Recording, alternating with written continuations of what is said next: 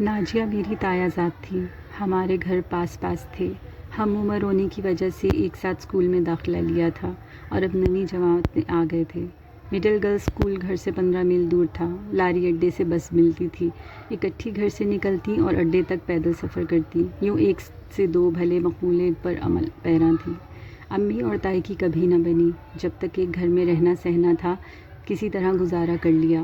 بچے کچھ بڑے ہوئے تو تایا ابو نے صحن کے بیچوں بیچ دیوار اٹھا دی، یوں ایک مکان 2 حصوں میں تقسیم ہو گیا۔ ناجیہ بھی مجھ سے ایک دیوار ادھر ہو گئی۔ مکان کی تقسیم سے ہماری محبت میں فرق نہ آیا۔ ہم روز ملتے، پہلے کی طرح اکٹھے اسکول آتے جاتے۔ اگرچہ اب تائی ہمارے گھر آتی اور نہ امی سے ملتی، لیکن ہم نے اپنی ماؤں کی تلخ روش کو نہ اپنایا اور اپنائیت کے رشتے کو قائم رکھا۔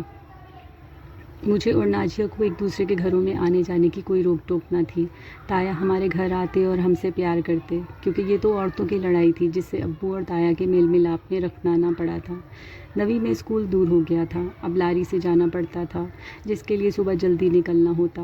ہم ٹھیک 7 بجے اڈے پر پہنچ جاتے، سواری کے لیے ویگن بس لاری جو اس وقت ملتی اس میں سوار ہو جاتے تاکہ لیٹ نہ ہوں۔ زیادہ تر لاری اڈے سے بس پر ہی سوار ہوتے تھے جو ہم کو سڑک پر واقع مڈل اسکول پر اتار دیتی تھی۔ روز کی سواریوں سے عموماً مقامی بس اور لاری ڈرائیور واقف ہو جاتے ہیں۔ ہمارے ہاتھوں میں اسکول بیگ دیکھ کر وہ ہمارے لیے گاڑی کو روک کے رکھتے۔ اگرچہ ابھی یہ کچی سڑک پر ہوتی 2-4 فرلانگ سے وہ ہم کو آتا دیکھ لیتے۔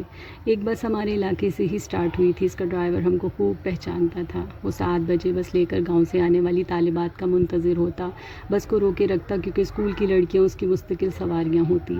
ہم بھی اسی گاڑی میں سوار ہونے کو ترجیح دیتے۔ ہاں، اگر کبھی یہ بس ہم سے مس ہو جاتی تب دوسری سواری پر جانا پڑتا تھا۔ اس روز بھی یہ بس ٹھیک ٹائم پر آ گئی اور ہم صحیح وقت پر پہنچ گئیں۔ جو ہی بس میں سوار ہوئی ہم سے پچھلی نشست پر ایک خوش شکل نوجوان بھی سوار ہو گیا۔ اس روز تو ہم نے نوٹس نہ لیا، لیکن اگلے کئی روز تک ایسا ہی ہوتا رہا۔ تب محسوس ہوا جیسے یہ نوجوان لاری اڈے پر ہمارے آ جانے کا انتظار کرتا ہو، اور جو ہی ہم بس پر چڑھتی یہ بھی چڑھ آتا۔ ہم خواتین مخصوص نشست پر بیٹھتیں اور یہ ہم سے پچھلی سیٹ پر بیٹھنے کی کوشش کرتا۔ اگر وہاں کوئی دوسرا شخص بیٹھ جاتا اور اسے جگہ نہ ملتی تو پہلے سے نشستہ آدمی سے درخواست کرتا، محترم آپ ذرا پچھلی سیٹ پر جانے کی زحمت گوارا کر لیں، کیونکہ میرے ساتھ خواتین سفر کر رہی ہیں۔ کئی بار یہ قصہ ہوا تب میں چوکنی ہو گئی، کیونکہ اس کے ساتھ کوئی خاتون سوار نہ ہوتی تھی، وہ اکیلا ہی چڑھتا تھا، گویا کہ ہم ہی وہ خواتین تھیں جن کو وہ اپنے گھر کی خواتین ظاہر کرتا تھا۔ ہمارا تو روز کا آنا جانا تھا، چند دن تک دھیان نہ دیا، لیکن ایک بار ماتھا ٹھنک گیا، کیونکہ خواتین کی مخصوص نشستوں پر اس روز ہم دونوں کے علاوہ کوئی خاتون سوار نہ ہوئی تھیں۔ وہ پھر بھی ہم سے عین پچھلی سیٹ پر پہلے سے بیٹھے ہوئے ایک شخص سے ملتجی تھا کہ برادران ذرا آپ بیک سیٹ پر چلے جائیے، میرے ساتھ خواتین ہیں۔ یہ سن کر اس شخص نے موصوف کے لیے جگہ خالی کر دی اور خود پیچھے چلا گیا۔ گاؤں میں یہی رواج تھا کہ اگر کسی مرد کے ہمراہ خواتین سفر کر رہی ہوتی تو درخواست پر ہم سفر خواتین کی مخصوص نشست سے قریبی سیٹ اس کے لیے خالی کر دیتے تھے۔ میں نے ناجیہ سے کہا، لگتا ہے یہ شخص ہمارا تعاقب کرتا ہے۔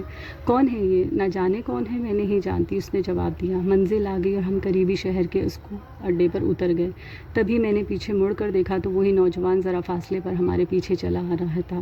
ناجیہ، یقین مانو یہ ہمارا تعاقب کر رہا ہے۔ ہاں، آج کی بات نہیں، یہ تو کئی دنوں سے اس طرح ہمارا تعاقب کرتا ہے۔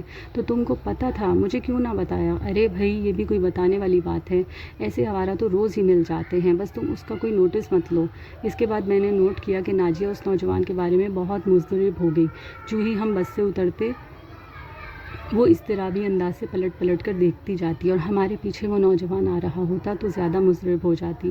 اس کی حرکات و سکنات اس کے کنٹرول سے باہر ہوتی، کبھی نقاب الٹتی اور کبھی گرا دیتی، دھیان کہیں ہوتا، قدم کہیں پڑتے، وہ میری ہمدم دیری نہ تھی۔ تایا ذات تھی، کچھ کہہ کر اس کو ناراض نہیں کرنا چاہتی تھی۔ اچھی طرح جان گئی تھی وہ شخص ہمارا تعاقب کرتا ہے، لیکن وہ خود احتجاج کرتی اور نہ مجھے کچھ کہنے دیتی۔ میں تعاقب میں آنے کی وجہ سے بڑبڑاتی تو کہتی، چھوڑو بھی، یہ آوارہ لڑکے یوں ہی لڑکیوں کے پیچھے لگ جاتے ہیں۔ اس کا منہ نہیں لگنا چاہیے تھا، اس میں ہماری اپنی بدنامی ہوگی۔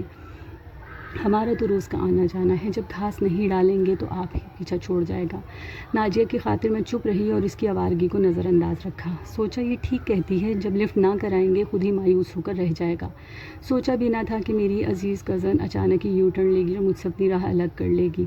اب وہ اسکول کے لیے دیر سے نکلنے لگی، جان بوجھ کر لیٹ ہونے لگی۔ مجھے تو اپنی اسٹڈی عزیز تھی، چند دن یہ برداشت کیا، لیکن روز روز استانی کی ڈانٹ کون سہتا، جبکہ اب ہم اسکول اسمبلی میں بھی ٹھیک وقت پر نہ پہنچ پاتے تھے۔ ڈانٹ تو ناجیہ کو بھی پڑتی تھی، لیکن اس پر کوئی اثر ہی نہیں ہوتا تھا۔ میں نے اس کا انتظار کیے بغیر وقت پر اسکول کے لیے گھر سے نکلنا شروع کر دیا۔ وقت مقررہ پر اسکول کو روانہ ہو جاتی اور ٹائم پر پہنچ جاتی، لیکن ناجیہ دیر سے آتی، جرمانہ لگتا، ڈانٹ کھاتی، سزا ملتی، اس کے معمول میں تبدیلی نہ آئی۔ چند دنوں بعد یہ ہونے لگا کہ وہ اسکول سے غیر حاضر رہنے لگی۔ میں نے تایا کے گھر جا کر اس سے باز پرس کی تو آنکھیں دکھا بولی، تم چپ رہو، اس معاملے سے دور رہو، مجھے دیر ہو جاتی ہے تو ڈانٹ اور بے عزتی کے خوف سے ناغہ کر لیتی ہوں۔ تم استانی کو کہہ دیا کرو کہ وہ بیمار ہے اس لیے نہیں آئی، اور ہاں میری امی کو کچھ مت بتانا، تیور ایسے ہوں تو کوئی بیوقوف بھی سمجھ جاتا ہے کہ دال میں کچھ کالا ہے۔ تائی ہم سے ناک چڑھا کر رکھتی تھی تو ہم بھی ان کے نزدیک نہیں پھنکتے تھے۔ ان سے ناجیہ کی شکایت کرنے کی بھلا میری جرت کہاں تھی؟ اب صاف واضح ہو چکا تھا کہ ناجیہ میرے ساتھ اسکول جانے اور آنے سے کترانے لگی ہے، اس لیے بہتر جانا تھا کہ اس کا معاملہ اس پر چھوڑ دوں اور اس سے میں اپنا راستہ الگ کر لوں۔ میں نے اس کے ساتھ آنا جانا، ملنا ملانا، حتیٰ کہ بات چیت تک چھوڑ دی۔ اگر آپ کو ہماری سٹوریز اچھی لگیں تو ہمارے چینل کو سبسکرائب کریں۔